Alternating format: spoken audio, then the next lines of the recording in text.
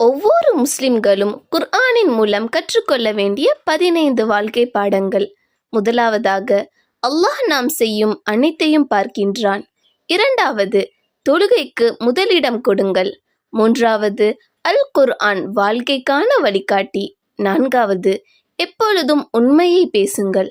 ஐந்தாவது, மக்களிடம் இனிமையாக பேசுங்கள்.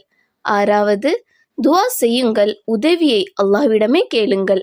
ஏழாவது, பேசும் பொழுது உங்கள் குரலை தாழ்த்துங்கள். எட்டாவது, முடிந்தவரை பிறருக்கு உதவுங்கள்.